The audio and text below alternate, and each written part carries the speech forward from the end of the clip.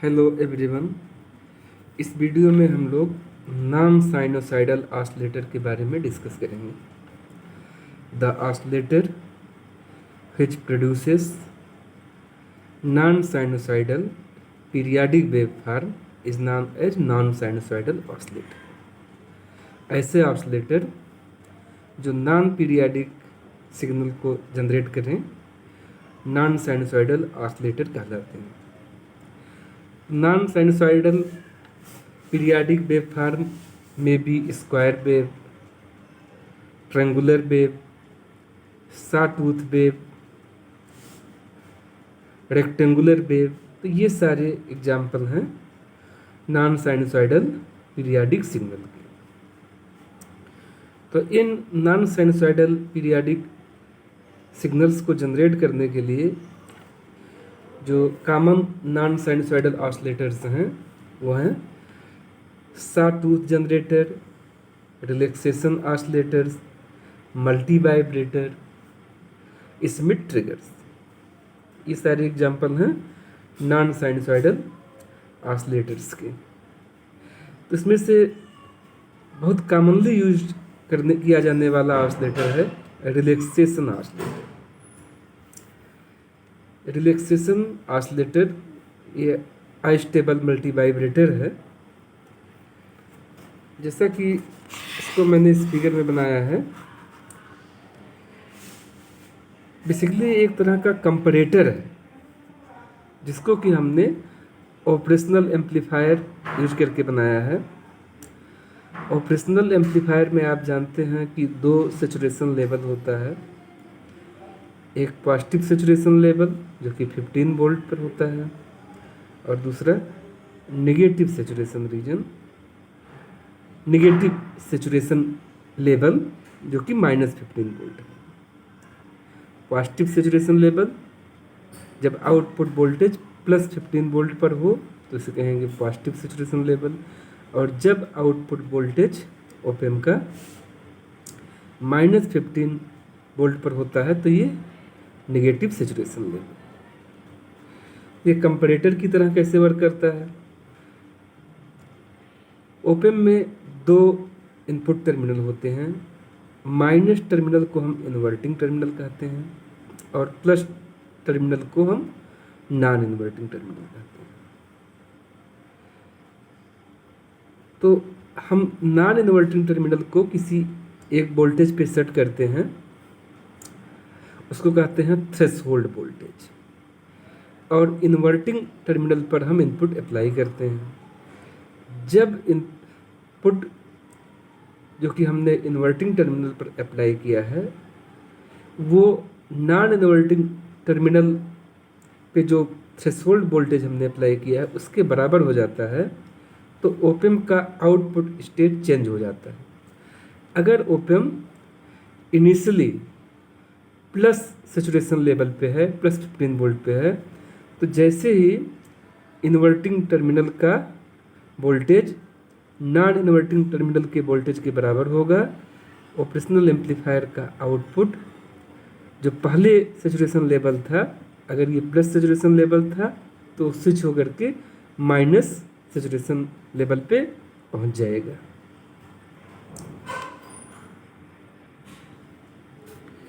इस सर्किट में आप देखिए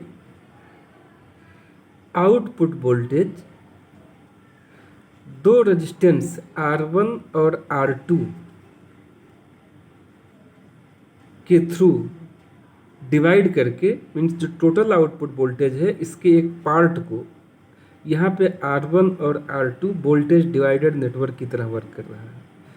जो टोटल आउटपुट वोल्टेज है VO उसके एक पार्ट को इस नॉन इन्वर्टिंग इनपुट पर अप्लाई कर रहा है।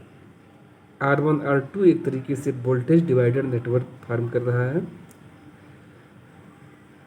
तो आउटपुट का एक पार्ट यहाँ नॉन इन्वर्टिंग टर्मिनल पर अप्लाई हो रहा है, इसको हम कहेंगे VTH, थ्रेशोल्ड वोल्टेज। आप जानते हैं कि ऑपरेशनल एम्पलीफायर का इनपुट इम्पीडेंस इनफाइनाइट होता है। आइडियल ऑपरेशनल एम्पलीफायर है तो उसका इनपुट इम्पीडेंस इनफाइनाइट होता है। मीन्स इसके जो इनपुट टर्मिनल हैं, inverting terminal as well as non inverting terminal, दोनों जीरो करंट ड्रा करते हैं। तो यहाँ आउटपुट से इस R2 और R1 के थ्रू जो भी करंट आएगा वो R2 से होते हुए R1 से होते हुए ग्राउंड में जाएगा। इस ब्रांच में जो भी करंट होगा उसका कोई भी पार्ट इस नॉन इन्वर्टिंग टर्मिनल के अंदर नहीं जाएगा, इनपुट टर्मिनल के थ्रू ओपन में नहीं जाएगा। ये इस ब्रांच में जो करंट होगा वो R2 R1 से होते हुए ग्राउंड में जाएगा। तो हमें यहाँ पे BTH कैलकुलेट करना है। BTH कैलकुलेट करने के लिए मीन्स नॉन इन्वर्टिंग टर्मिनल की वोल्टेज को कैलकुलेट करने के लिए अगर हम इस ब्रांच में करंट फाइंड कर लें और उस करंट को R1 से मल्टीप्लाई कर दें, इस ब्रांच में करंट फाइंड करें और उस करंट को इस R1 से मल्टीप्लाई कर दें तो हमें ग्राउंड के रिस्पेक्ट में यहाँ का वोल्टेज मिल जाएगा। मतलब ये थ्रेशोल्ड वोल्टेज हमें मिल जाएगा जो कि हम इस नॉन इन्वर्टिंग टर्मिनल पर अप्लाई करें। तो ये वोल्टेज VO है आउटपुट वोल्टेज और ये ग्राउंड है। तो इस ब्रांच में जो करंट होगा वो होगा VO upon R1 plus R2, voltage difference divide by total resistance. तो करंट हमने पता कर लिया VO अपान R1 प्लस R2। इस करंट को हम R1 से मल्टीप्लाई करेंगे। तो इस तरह से जो थ्रेशोल्ड वोल्टेज होगा VTH ये होगा R1 अपान R1 plus R2 into VO अपान R1 प्लस R2 करंट है और ये R1 से मल्टीप्लाई कर दिया। तो चूँकि वोल्टेज होता है करंट मल्टीप्लाइड बाय रेजिस्टेंस, तो इस तरह से हमें थ्रेशोल्ड वोल्टेज मिल जाएगा जो यहाँ होगा और इसको हम नॉन इन्वर्टिंग टर्मिनल पर अप्लाई करेंगे। इन्वर्टिंग टर्मिनल का वोल्टेज कंपेयर किया जाएगा यहाँ जो हम नॉन इन्वर्टिंग टर्मिनल पर थ्रेशोल्ड वोल्टेज अप्लाई करेंगे।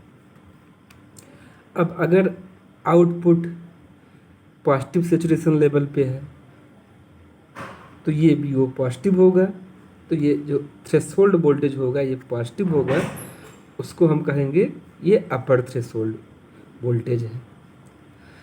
अगर आउटपुट नेगेटिव सैचुरेशन लेवल पे है, -15 वोल्ट पे है, नेगेटिव सैचुरेशन लेवल पे है, तो यहाँ VO नेगेटिव होगा, तो उस केस में थ्रेशोल्ड वोल्टेज नेगेटिव होगा। तो नेगेटिव थ्रेशोल्ड वोल्टेज को हम कहेंगे लोअर थ्रेशोल्ड वोल्टेज। पॉजिटिव अगर थ्रेशोल्ड वोल्टेज है तो अपर थ्रेशोल्ड वोल्टेज, नेगेटिव है तो ये लोअर थ्रेशोल्ड वोल्टेज। और आउटपुट को हम एक अनदर रेजिस्टेंस R के थ्रू, यहाँ देखिए हमने इन्वर्टिंग टर्मिनल पर अप्लाई किया है, कनेक्ट किया है। तो इस आउटपुट का एक पार्ट यहाँ आएगा इन्वर्टिंग टर्मिनल पर। तो इस तरह से करंट इस तरह से फ्लो होते हुए R के थ्रू फ्लो होते हुए कैपेसिटर के थ्रू ग्राउंड में जाएगा। इन्वर्टिंग टर्मिनल खुद जीरो करंट ड्रा करेगा क्योंकि इनपुट इम्पीडेंस इनफाइनाइट होता है ओप एम्प का। तो यहाँ पर जो आउटपुट है उसका एक पार्ट यहाँ मिल रहा है इन्वर्टिंग टर्मिनल पर थ्रू रेजिस्टेंस R। तो ये वोल्टेज इस कैपेसिटर के अक्रॉस एग्जिस्ट करेगा। तो अगर मान लीजिए कि इनिशियल केस में ये आउटपुट वोल्टेज अपने पॉजिटिव सैचुरेशन लेवल पे है, मीन्स +15 वोल्ट पे है, तो ये +15 वोल्ट इस रेजिस्टेंस R के थ्रू यहाँ अप्लाई होगा और ये वोल्टेज जो यहाँ इन्वर्टिंग टर्मिनल पर अप्लाई हो रहा है, आउटपुट का जो पॉजिटिव सैचुरेशन लेवल है वो इस कैपेसिटर को चार्ज करेगा।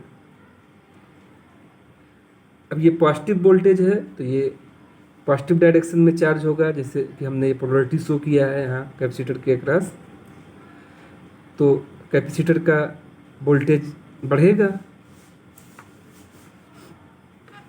जब वोल्टेज कैपेसिटर के अक्रॉस बढ़ते बढ़ते यहाँ जो थ्रेशोल्ड वोल्टेज है, ये थ्रेशोल्ड वोल्टेज इसी आउटपुट वोल्टेज से डिसाइड हुआ है। ये प्लस सेचुरेशन लेवल पे है, तो इस रिलेशन में प्लस सेचुरेशन लेवल और R1 R2 की वैल्यू पुट करके जो आएगा वो एक थ्रेशोल्ड वोल्टेज यहाँ पे होगा। कैपेसिटर चार्ज हो रहा है क्योंकि यहाँ पे पॉजिटिव सेचुरेशन लेवल था और वो R के थ्रू यहाँ अप्लाई हुआ था, रेजिस्टेंस के थ्रू। तो जब इस कैपेसिटर के अक्रॉस वोल्टेज इस थ्रेशोल्ड वोल्टेज, जो कि इस केस में अपर थ्रेशोल्ड वोल्टेज होगा क्योंकि VO पॉजिटिव है, जब यहाँ इन्वर्टिंग टर्मिनल का वोल्टेज मीन्स कैपेसिटर के अक्रॉस वोल्टेज अपर थ्रेशोल्ड वोल्टेज के बराबर हो जाएगा, तो उस केस में जो आउटपुट प्लस सेचुरेशन लेवल पे था वो स्विच होकर के माइनस सेचुरेशन लेवल पे पहुंच जाएगा, मीन्स -15 वोल्ट हो जाएगा। तो जब यहाँ -15 वोल्ट हो जाएगा VO, तो B थ्रेशोल्ड भी निगेटिव हो जाएगा, तो यहाँ पे वोल्टेज निगेटिव हो जाएगा, तो ये हो जाएगा लोअर थ्रेशोल्ड वोल्टेज। अब इस केस में आउटपुट निगेटिव सेचुरेशन लेवल पे है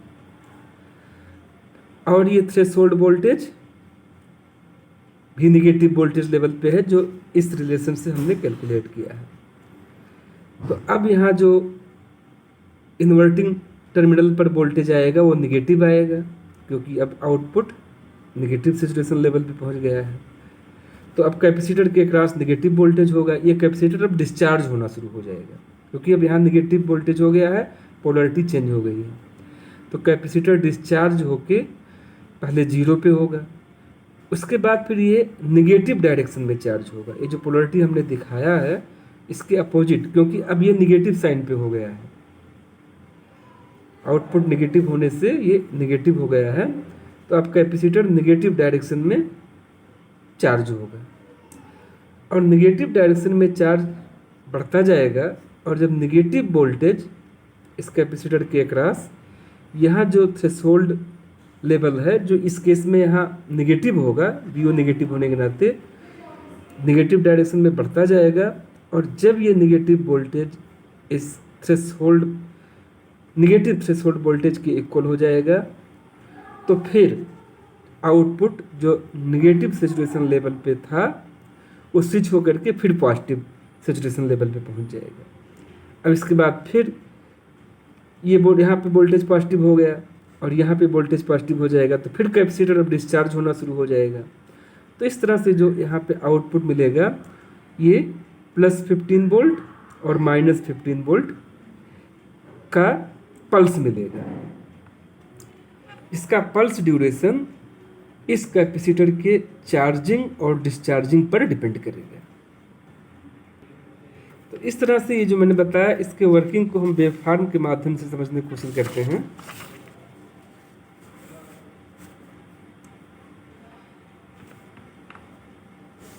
ये इनिशियल वोल्टेज है ऑपरेशनल एम्पलीफायर के आउटपुट का।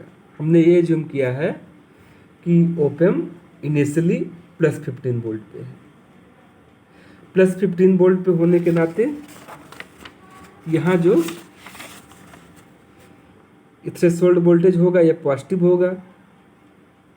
तो यहाँ पर हमने बताया ये एक लेवल बनाया है, ये है अपर थ्रेशोल्ड वोल्टेज, क्योंकि थ्रेशोल्ड वोल्टेज पॉजिटिव होगा, VO पॉजिटिव है, तो ये लेवल अपर थ्रेशोल्ड वोल्टेज है।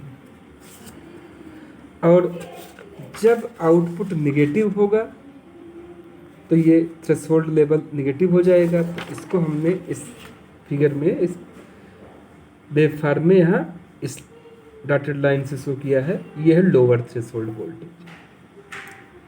ये +15 वोल्ट से थोड़ा कम रहेगा, डिपेंड करेगा R1 और R2 की वैल्यू पे, और ये -15 से थोड़ा कम निगेटिव होगा, डिपेंड करेगा R1 और R2 के वैल्यू पे। हमने ये ज्यूम किया है कि शुरुआत में इनिशियल कंडीशन में आउटपुट वोल्टेज अपने पॉजिटिव सेचुरेशन लेवल पे है, ये पॉजिटिव वोल्टेज पे है। और एसी वोल्टेज का एक पार्ट इनपुट इन्वर्टिंग टर्मिनल पर अप्लाई होगा, कैपेसिटर के अक्रॉस कैपेसिटर को चार्ज करेगा। तो देखिए यहाँ कैपेसिटर 0 से चार्ज हो रहा है, मीन्स कैपेसिटर के अक्रॉस वोल्टेज बढ़ रहा है। क्यों बढ़ रहा है? क्योंकि आउटपुट पॉजिटिव है और वही पॉजिटिव वोल्टेज हमने कैपेसिटर के अक्रॉस जो इन्वर्टिंग टर्मिनल है वहाँ पे अप्लाई किया है। तो कैपेसिटर का वोल्टेज बढ़ रहा है, और जब ये वोल्टेज बढ़ते बढ़ते इस अपर थ्रेशोल्ड लेवल पर पहुँच जाएगा, मीन्स कैपेसिटर के across voltage means inverting terminal का वोल्टेज, जब ये बढ़ते बढ़ते अपर थ्रेशोल्ड पर पहुंच जाएगा तो कंपैरेटर कंपेयर करेगा, और जो ये आउटपुट पॉजिटिव सैचुरेशन लेवल पे था, तो जैसे ही इन्वर्टिंग टर्मिनल का वोल्टेज मीन्स कैपेसिटर के अक्रॉस वोल्टेज इस अपर थ्रेशोल्ड लेवल पर पहुंचेगा, तुरंत ऑपरेशनल एम्पलीफायर का output negative saturation level means -15 volt पर पहुंच जाएगा, स्विच कर जाएगा। अब आउटपुट वोल्टेज निगेटिव हो गया तो थ्रेशोल्ड वोल्टेज भी निगेटिव हो जाएगा। ये लोअर थ्रेशोल्ड वोल्टेज जो मैंने दिखाया है ये है। और अब इन्वर्टिंग टर्मिनल पर निगेटिव वोल्टेज आ जाएगा क्योंकि आउटपुट निगेटिव हो गया है। तो इससे क्या होगा? कैपेसिटर डिस्चार्ज होना शुरू होगा, डिस्चार्ज होकर के 0 पे आएगा। और अब चूंकि इन्वर्टिंग टर्मिनल पर निगेटिव वोल्टेज है जो R पे डिपेंड करेगा, तो डिस्चार्ज होकर के पॉजिटिव से पहले 0 होगा और फिर 0 से निगेटिव डायरेक्शन में चार्ज होगा, अपोजिट पोलरिटी के साथ चार्ज होगा। और फिर बढ़ते बढ़ते निगेटिव डायरेक्शन में जब ये लोअर थ्रेशोल्ड वोल्टेज के लेवल पे आ जाएगा, तो फिर ये जो output level negative saturation level पे था, ये फिर स्विच होकर के पॉजिटिव सैचुरेशन लेवल पे पहुंच जाएगा। उसके बाद फिर कैपेसिटर निगेटिव से डिस्चार्ज होना शुरू होगा, 0 पे आएगा, फिर पॉजिटिव डायरेक्शन में चार्ज होगा। तो इस तरह से जैसे फिर अपर थ्रेशोल्ड लेवल पर पहुंचेगा, फिर आउटपुट चेंज होकर के निगेटिव सैचुरेशन लेवल पे पहुंच जाएगा। तो इस तरह से हमें आउटपुट पर एक रेक्टेंगुलर वेवफॉर्म मिलता है जो डिपेंड करेगा, जिसका duration time period rectangular waveform का डिपेंड करेगा कैपेसिटर के चार्जिंग और डिस्चार्जिंग टाइम पर। अगर चार्जिंग डिस्चार्जिंग टाइम कम है तो रेक्टेंगुलर वेव का टाइम पीरियड कम होगा, फ्रीक्वेंसी ज़्यादा होगा। अगर ये चार्जिंग डिस्चार्जिंग टाइम ज़्यादा है तो रेक्टेंगुलर वेव का टाइम पीरियड ज़्यादा होगा, फ्रीक्वेंसी कम होगा। तो इस तरह से ये रिलैक्सेशन ऑसिलेटर स्क्वायर वेव को जनरेट करता है by comparing the voltage at the inverting terminal with the threshold voltage at the non inverting terminal. तो ये वेवफॉर्म कैपेसिटर के चार्जिंग और डिस्चार्जिंग रेट पे डिपेंड करेगा, इसका टाइम पीरियड और फ्रीक्वेंसी।